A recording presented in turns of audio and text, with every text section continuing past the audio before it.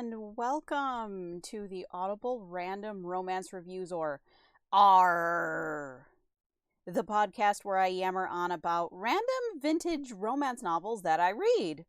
Yes, it's R, the stereotypical pirate expletive, because these books aren't subtle and neither am I. So let's get on with the show.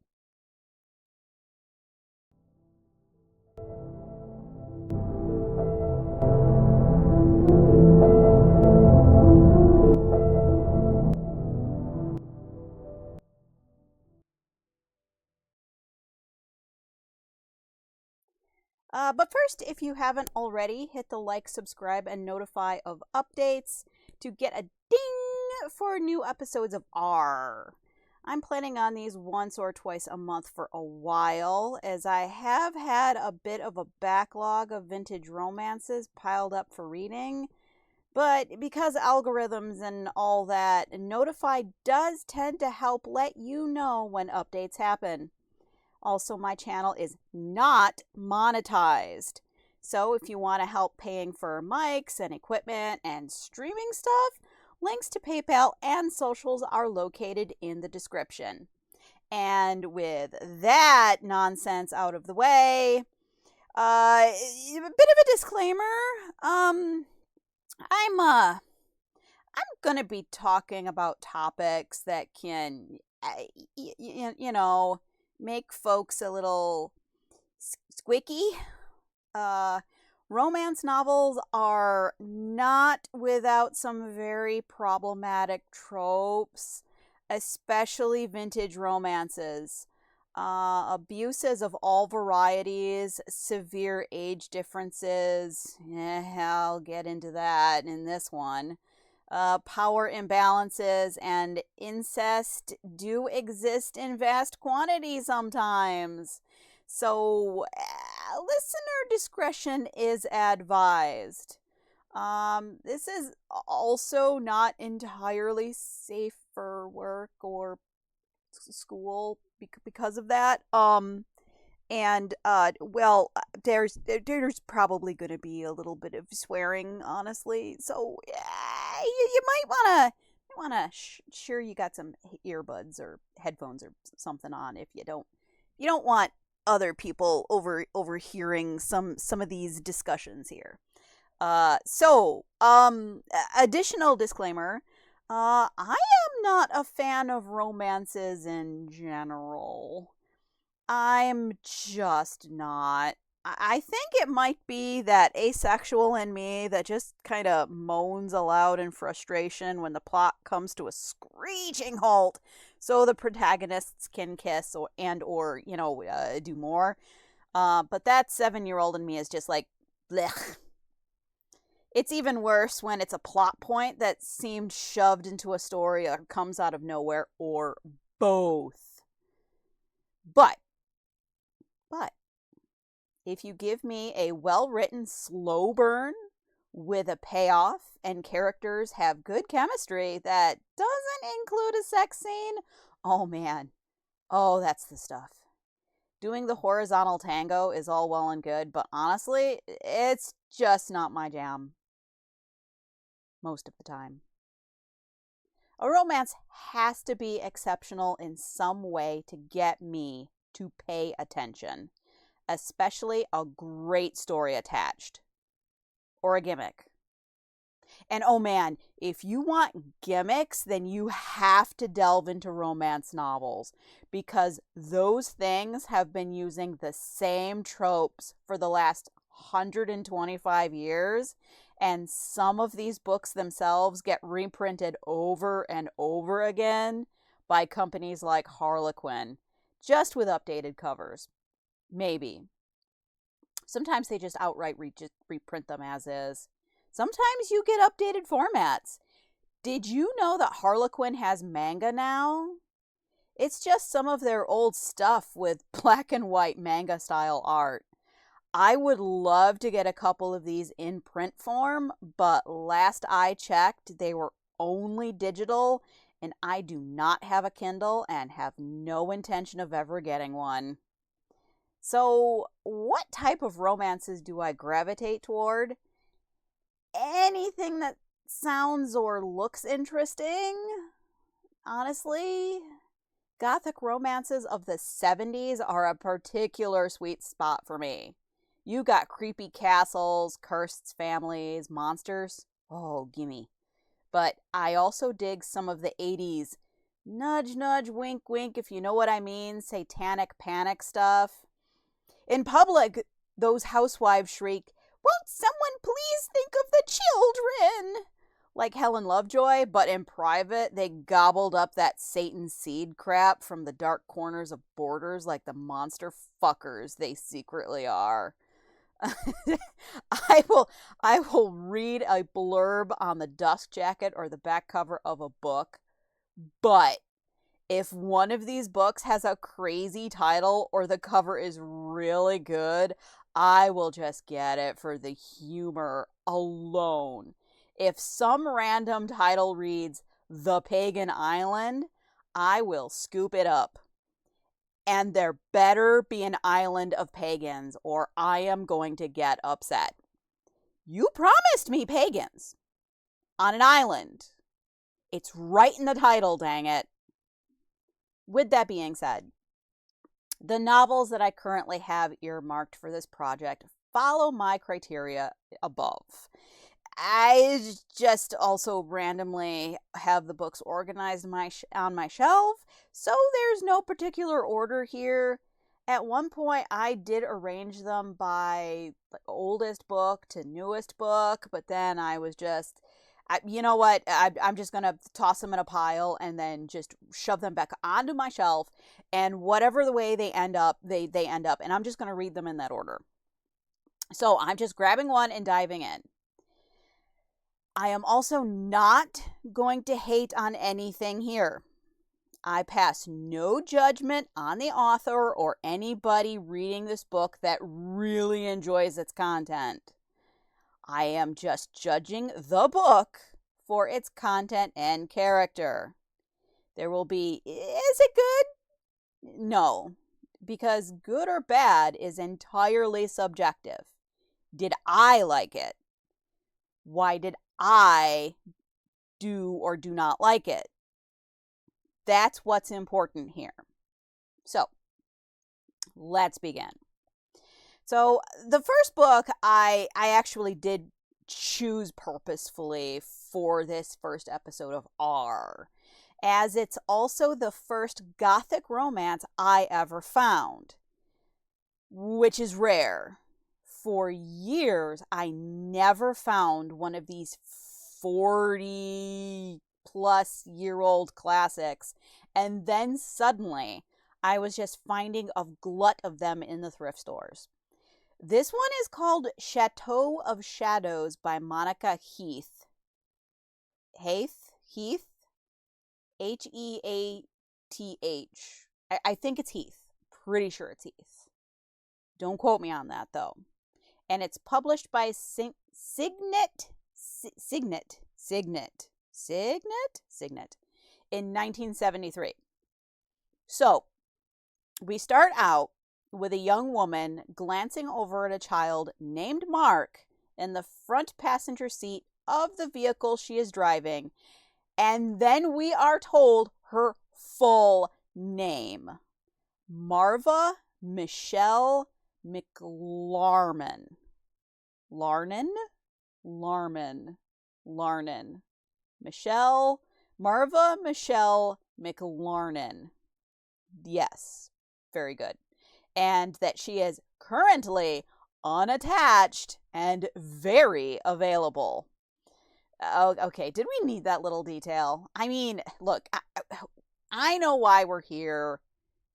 You know why we're here. We all know why we're here, okay? We don't need to be told that this young woman is very unattached and very available. It's a romance novel. We kind of figure that. So anyway, it mentions that Mark's father, Dr. York Barlow, who Marva has only met once, but is somehow just okay with her raising his child. I guess Marva is an au pair or nanny or something. Honestly, we really don't get into it other than she's just taking care of Mark right now. Speaking of Mark, he is a precocious 9-year-old. I mean urchin with red hair and horn-rimmed glasses. And yes, these are details that you are constantly reminded of every time Mark is on the page. He is an urchin. And he wears horn-rimmed glasses. Yeah.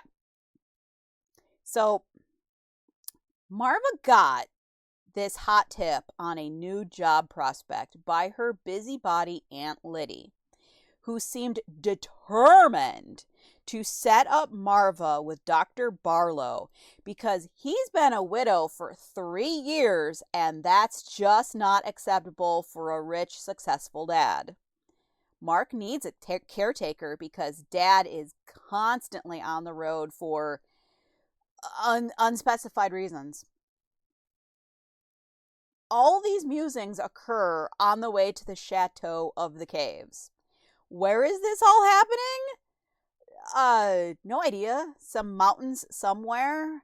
I get the feeling it's in the Rockies, since rich people tend to do summers in locales of the foothills of that mountain range.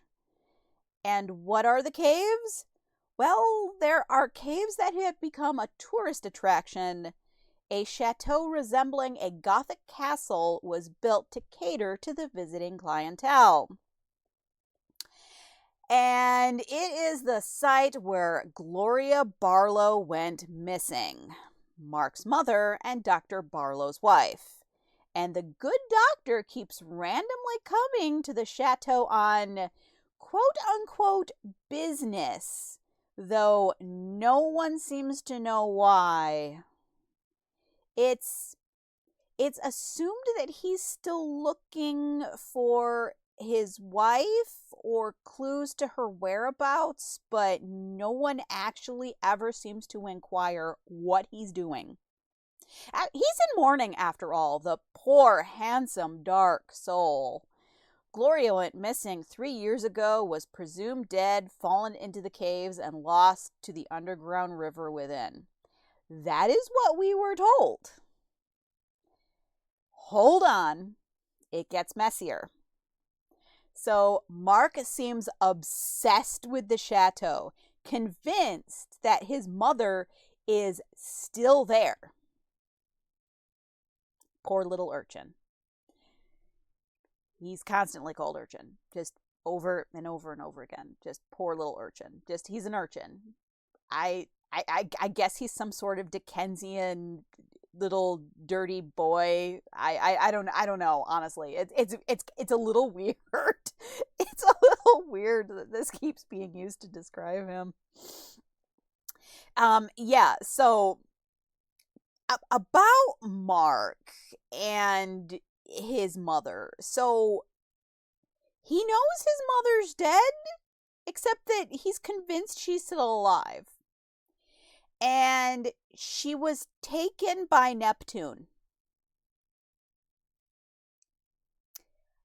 The Roman god of the seas, Neptune. Yeah.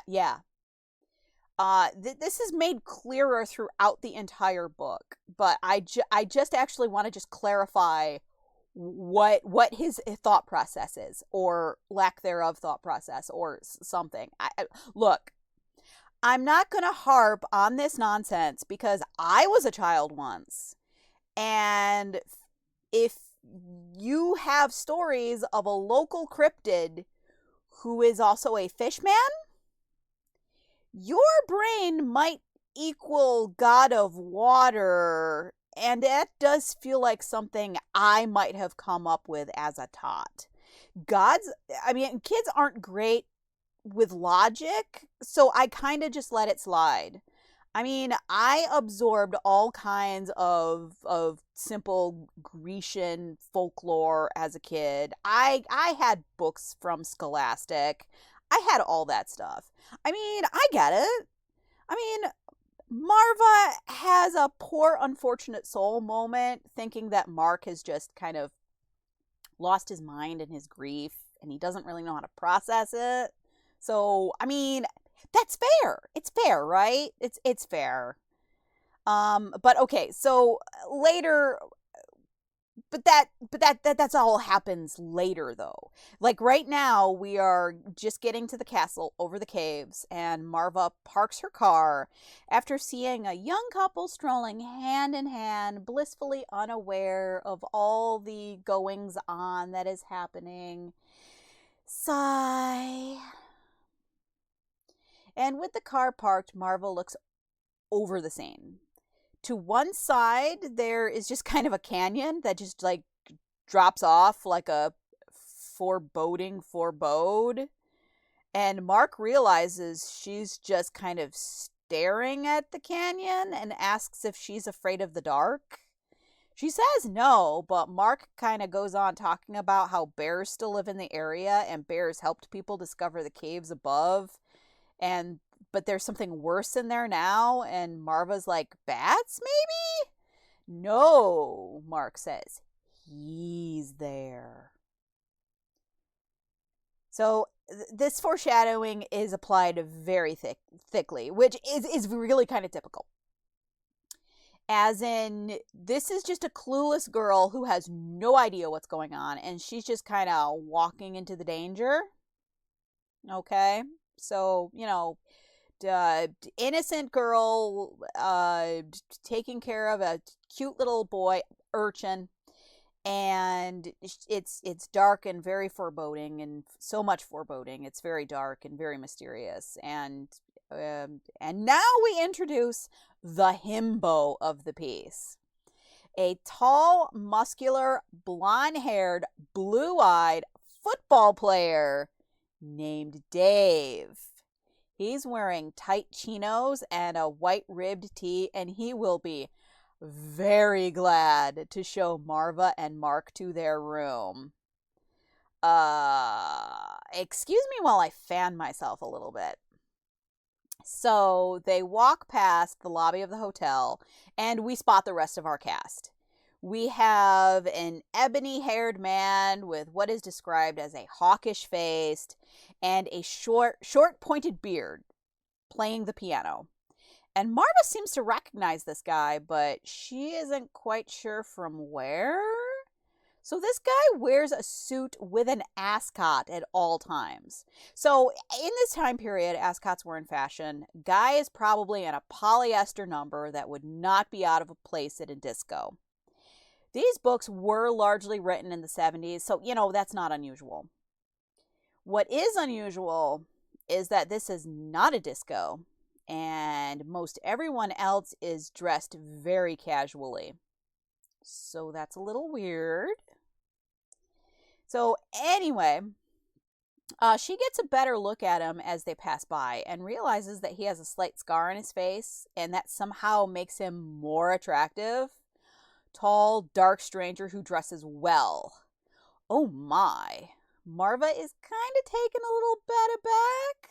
Like, she has this gorgeous himbo, like, in front of her carrying her bags, but there's this other guy over here. He's kind of hot too. You know what I'm saying? And honestly, for me, alarm bells were going off because this guy's description is basically a Scooby-Doo villain. He even started playing a song on a piano with a title that happens to be Marva's middle name. And that alarm bell just turned into a warning klaxon immediately. Marva's just like, okay, that's a little weird. But she just kind of ignores it. And she asks Dave about the guy as they get to her room. It's Mr. Travis, and he's a regular there. He comes every year for his health, you see.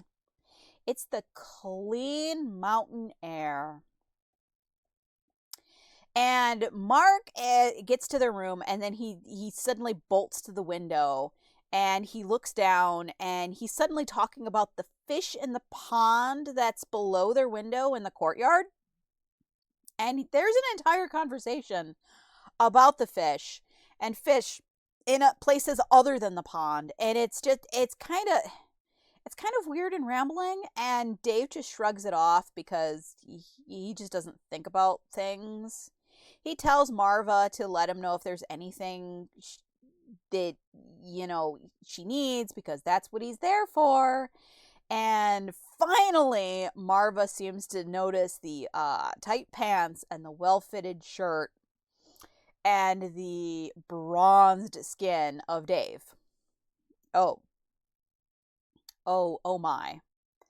And then she starts mentally comparing him to her ex, who was a fucking nerd with horn-rimmed glasses, who reads indie books all the time. I mean, what the hell? What's wrong with this nerd? He reads indie books. Okay, look, I don't have horn-rimmed glasses, but I do wear glasses. Damn it. I kind of feel called out here. I do. Okay, so I'm not so much into our protagonist here. Because, oh my god. Whatever. Anyway, this is the part where Mark is gazing wistfully out the window and lays down the folklore of the chateau and the caves. And when the moon is full, a fishman rises up from the underground river that's in the cave, and specifically the river is called the Styx. The river Styx. And Mark saw the guy. He did. He saw him. He was King Neptune. And that's why they had to come back to the chateau. Because Mark has to find Neptune. Because Neptune knows where his mother is. And he's protecting her. Ooh. Poor sick child, Marva muses. She sure is glad that they're going to be joined by Dr. Barlow soon, because oh boy, this is actually turning into a bit more than she bargained for when she accepted this job.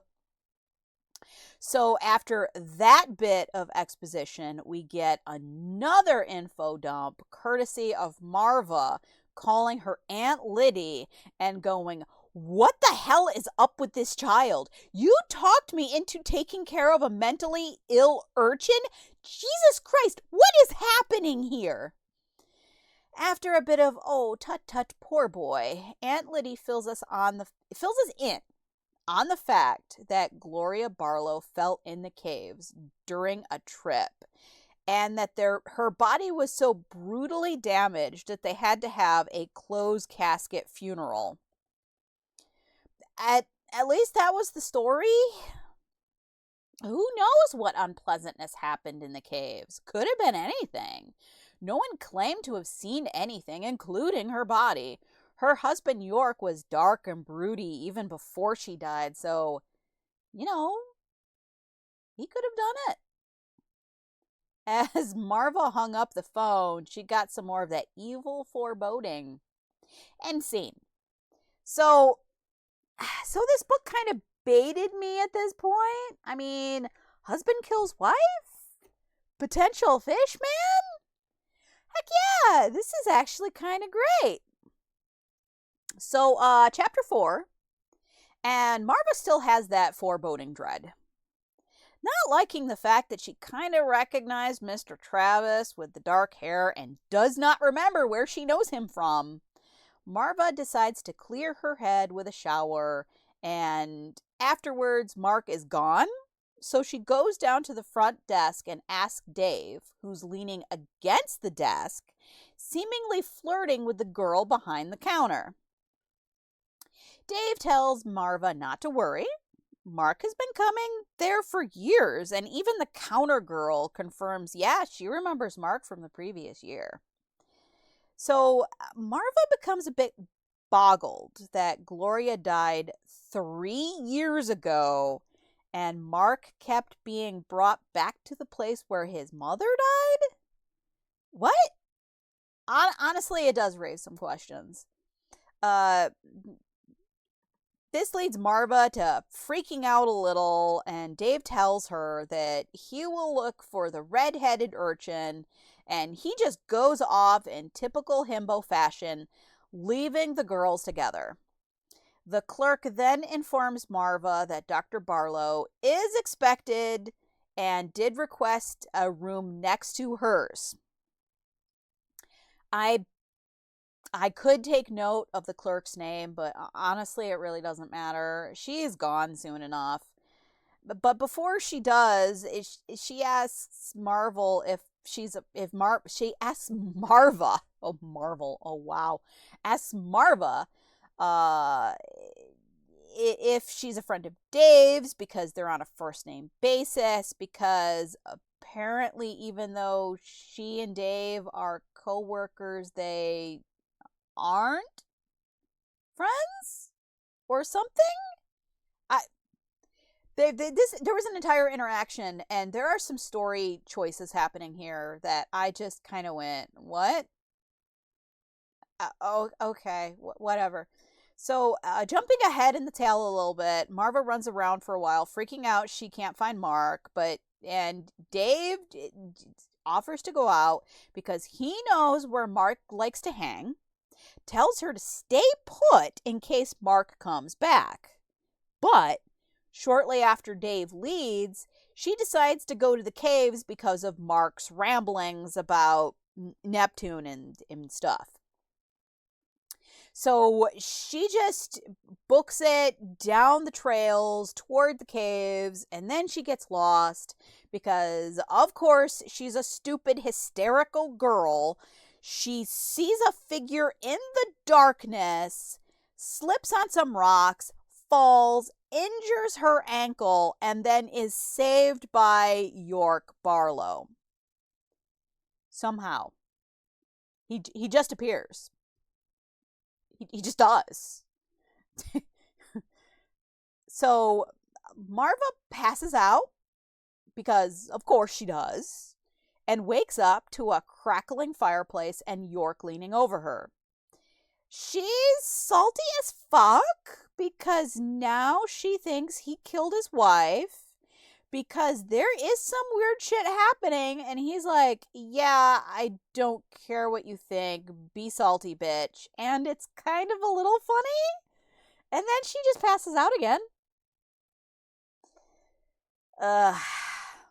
Okay, so she wakes up again and is now in a hospital with her ankle in a brace. It's not broken, and has no idea what the fuck is happening, and freaks out still over Mark not being there.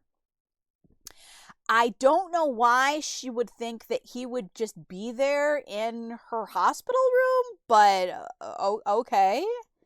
So York appears and they chat about Neptune, and Marva makes it very clear that she thinks he killed his wife, and he is very nonplussed about all of it.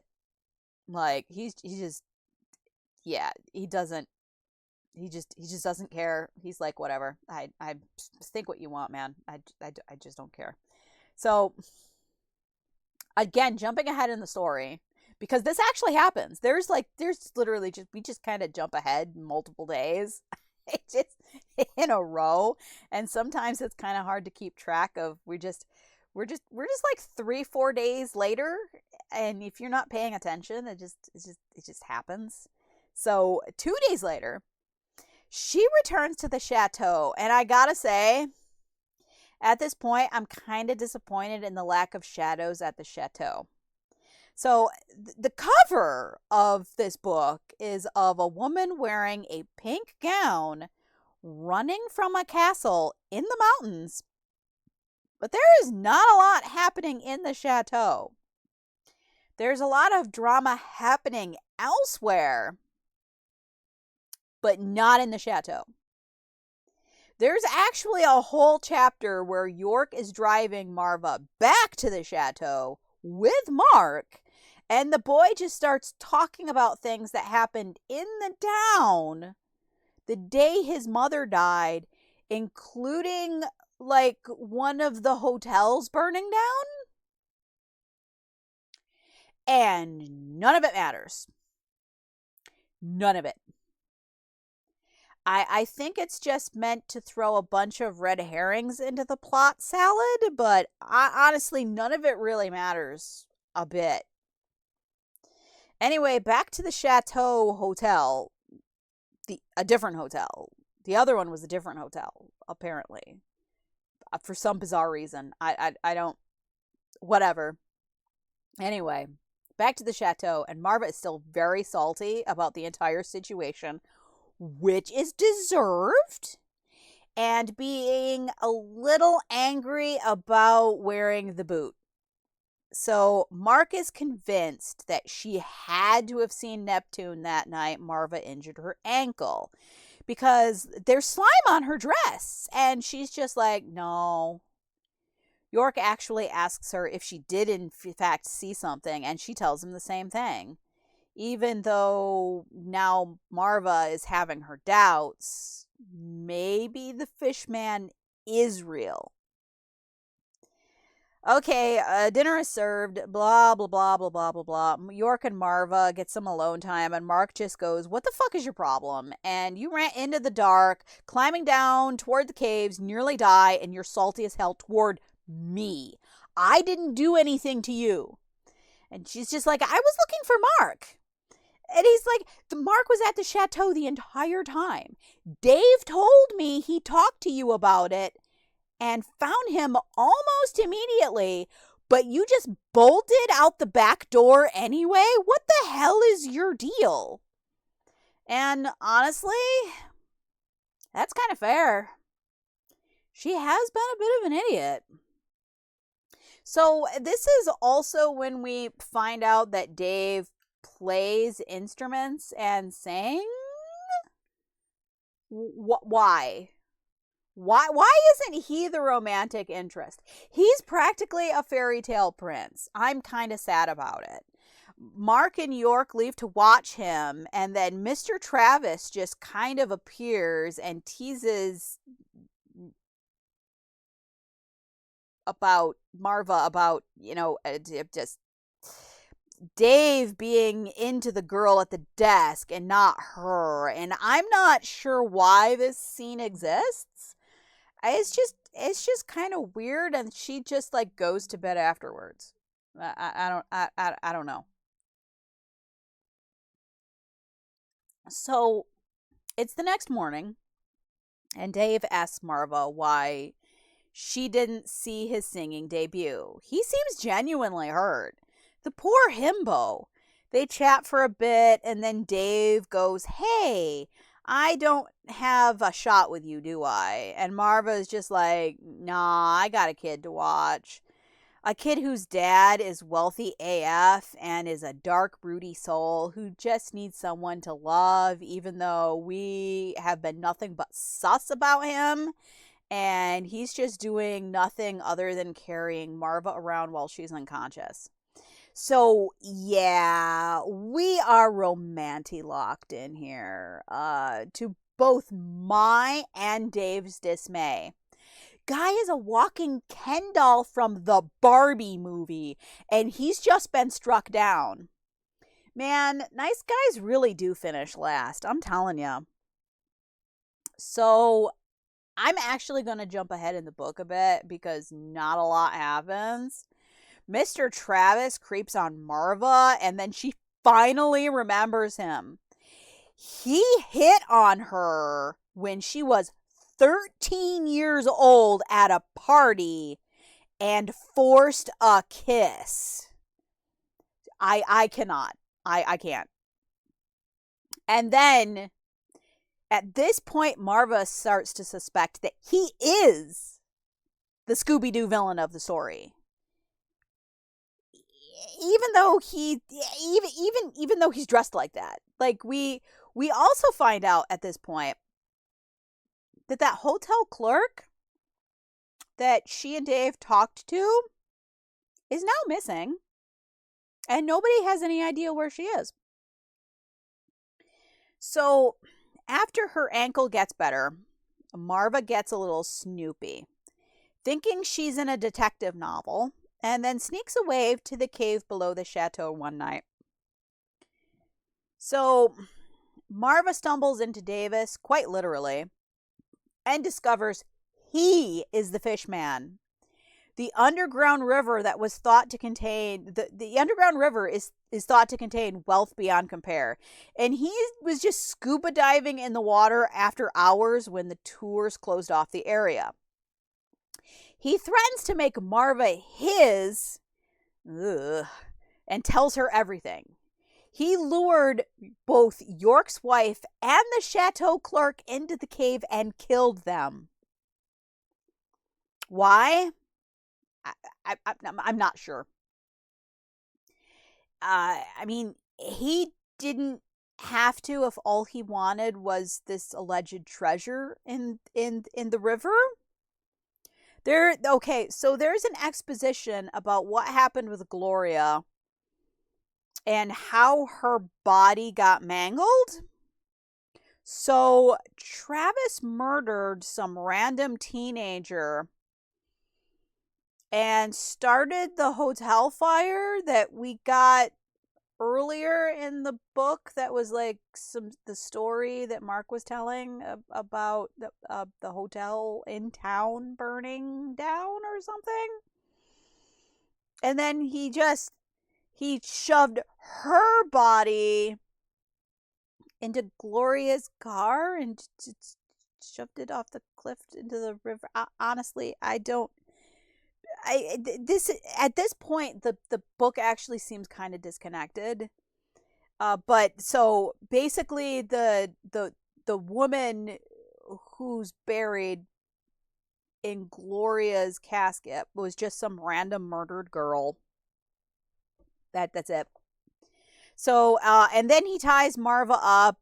Yes, really ties her up with some rope, and then just drags her into the river with him when he like throws on his scuba gear and dives into the river. So, Mr. Travis pulls her through the underground river, giving her pulls of oxygen off of his tank because that totally works. And then they emerge in another section of the cave. There are swarms of bats, and then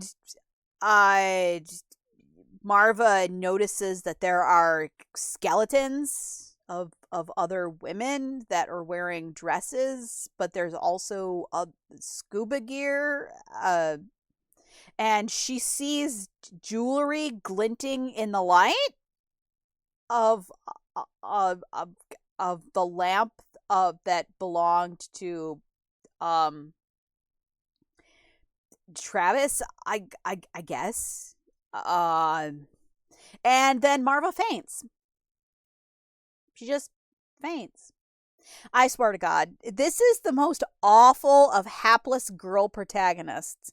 She seems like she has all of the tropes of damsel in distress rolled into one.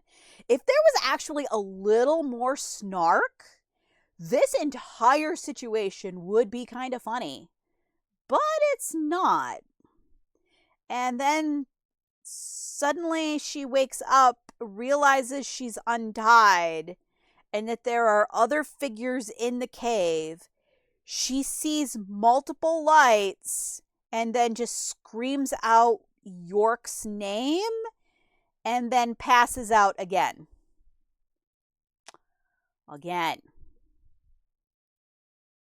Then she wakes up in York's arms and finds out that he has been trying to figure out what happened, got his own scuba gear, and then snuck into the cave. Travis is gone, I guess, and Marva is worried about Mark since he saw the fish man, and they need to go make sure that Mark is okay since they don't know where Travis is.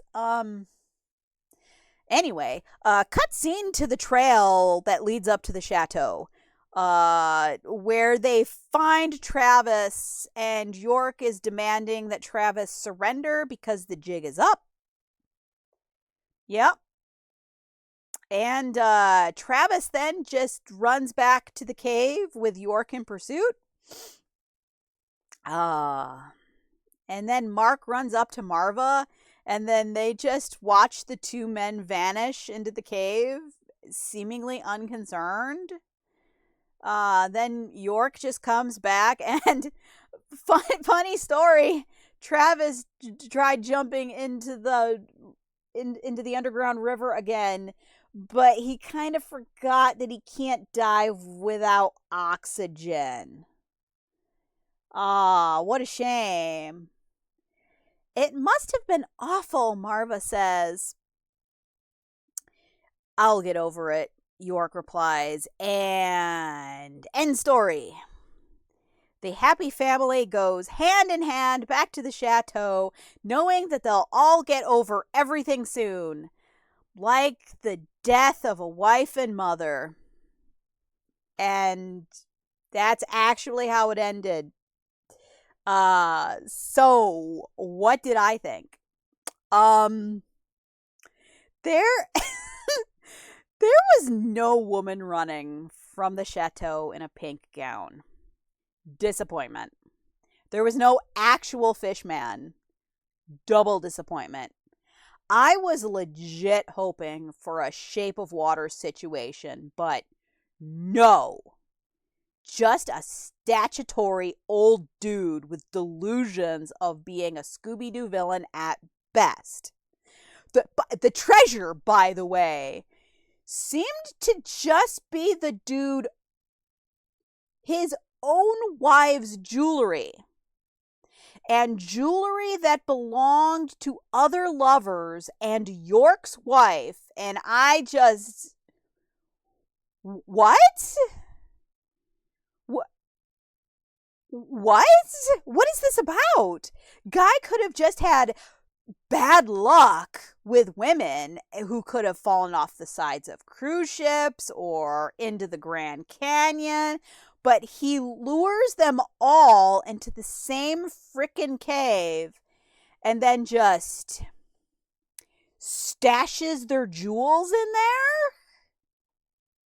There are whole plots. There are whole parts of this plot that made absolutely no sense. Even if Marva was a wannabe junior detective in a sleuthing novel, Murder, She Wrote, in its later seasons, made more sense than this. Why? Why did any of this happen the way that it did? And why did Himbo Dave just come out sad and alone? Someone give this guy a nice boyfriend. Honestly, he deserves it. I suppose disappointment is probably the best way I can describe how I feel about this one. Chateau of Shadows has gotten quite a few reprints over the years, and I'm not really sure why. It's confusing and frustrating to read with a lot of needless details that might add to the overall story if that story had some more cohesion. There's no sex or even making out. A few kisses, and most of those were not of the passionate variety. And honestly, most of the ones that were kind of talked about were forced, actually forced. And it's just kind of gross. Maybe it appeals to folks who don't want any sexy bits like me typically. But when you rely on plot, this really isn't that great. At least not as far as I was concerned.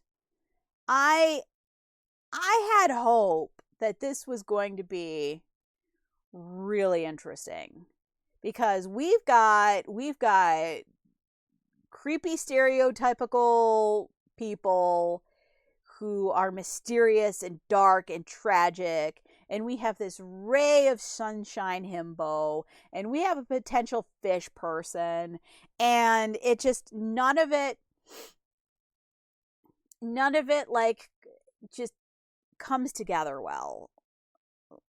I think that just making this a tighter story and just dropping some of the bits that really didn't help the story at all might have helped a lot.